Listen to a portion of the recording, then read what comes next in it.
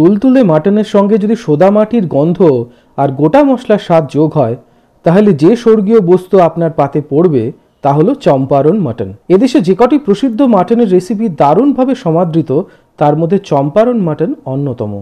বিহারের চম্পারন জেলায় মাটির হাঁড়িতে দমে বসিয়ে এ ধরনের মাটন রান্না চল ছিল বহুকাল ধরে। তাই এই রেসিপির সঙ্গে চম্পারনের নাম পাকাপাকিভাবে জুড়ে গিয়েছে। সমস্ত রান্না হওয়ার পর উনুনের নিভু আঁচে মাটির হাঁড়িতে মাটন দমে বসিয়ে ঘণ্টাখানেক রেখে দেওয়া হতো। অতিথিদের সামনে গরম গরম পরিবেশন করা হতো। পরোটা বা সাদা ধোঁয়া ওঠা ভাতের সঙ্গে এর কোনো জুড়ি নেই। রান্না করাও ভীষণ সহজ। ছুটির দিনে খুব সহজে রান্না করে ফেলুন মাটনের সেরা রেসিপি।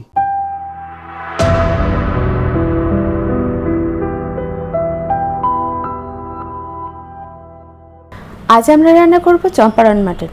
আর এর জন্য প্রথমে একটি বড় পাত্রে মাটনটা পরিষ্কার করে নিয়ে নিতে হবে। এই মাটনের সাথে যোগ করতে হবে একে একে পেঁয়াজ কুচি, তেজপাতা, দারুচিনি, লবঙ্গ, এলাচ, রসুন বাটা, আদা বাটা, কাশ্মীরি লঙ্কার গুঁড়ো, হলুদ, জিরে গুঁড়ো, ধনে গুঁড়ো, স্বাদ অনুযায়ী লবণ, গোলমরিচ গুঁড়ো, গোটা শুকনো লঙ্কা, সামান্য জয়িত্রী, সাজিরে আর সর্ষের তেল। এই সমস্ত উপকরণ দিয়ে মাংসটাকে ভালো করে মাখাতে হবে। এরপর এরই সঙ্গে যোগ করতে হবে গরম মশলা গুঁড়ো, গোটা রসুন, আরও একটুখানি সর্ষের তেল। আবার এই সমস্ত উপকরণ ভালো করে মেখে নিতে হবে। এবার এই মাংসটাকে ম্যারিনেট করতে হবে 15 থেকে 20 মিনিটের মতো। এই রান্নাটি করার জন্য যে মাটির পাত্রটি ব্যবহার করা হবে সেটা অবশ্যই আধা ঘন্টার জন্য জলে ভিজিয়ে রেখে দিতে হবে।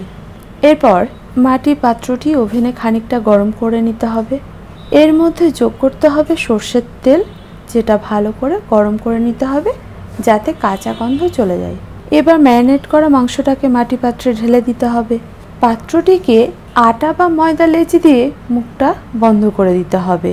প্রথম 10 মিনিট হাই ফ্লেমে রান্না করার পর একেবারে আঁচ কমিয়ে রেখে দিতে হবে 20 মিনিটের মতো। 20 মিনিট পর মাটি পাত্রটিকে ভালো করে ঝাঁকিয়ে নিতে হবে।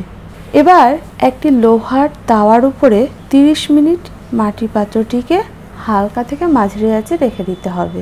30 মিনিট পর ঢাকনা খুলে দেখে নিতে হবে মাংস পুরোপুরি সিদ্ধ হয়েছে কিনা। যদি না হয়ে থাকে তাহলে তাওয়ার উপর আরও কিছুক্ষণ ওই একইভাবে রেখে দিতে হবে। রান্না হয়ে গেলে গরম গরম ভাত কিংবা পরোটার সাথে পরিবেশন করুন। চাইলে আজকেই তৈরি করে ফেলুন। তৈরি করার পরে কেমন হয়েছিল সেটা কিন্তু কমেন্ট করে জানাতে ভুলবেন না। আমিও তো থাকি আপনাদের কমেন্টের অপেক্ষায়। আর আমার রান্না বা রেসিপি কে কোথা থেকে দেখছেন সেটাও কমেন্ট করবেন, সঙ্গে আপনাদের নামটাও শেয়ার করবেন। আমার রান্না বা রেসিপি ভালো লাগলে লাইক শেয়ার করতে ভুলবেন না। যারা প্রথম আজকেই আমার রান্না দেখছেন, ইউটিউব থেকে দেখে থাকলে চ্যানেলটাকে সাবস্ক্রাইব করবেন, ফেসবুক থেকে দেখে থাকলে পেজটাকে ফলো করতে ভুলবেন না। এটাই আপনাদের কাছে ছোট্ট অনুরোধ। আর যারা প্রথম দিন থেকে আমার সঙ্গে আছেন তাদেরকে অসংখ্য ধন্যবাদ। যাই হোক, আজ এই পর্যন্ত। দেখা হচ্ছে পরবর্তী ভিডিওতে। আপনারা ভালো থাকুন, সুস্থ থাকুন। ধন্যবাদ।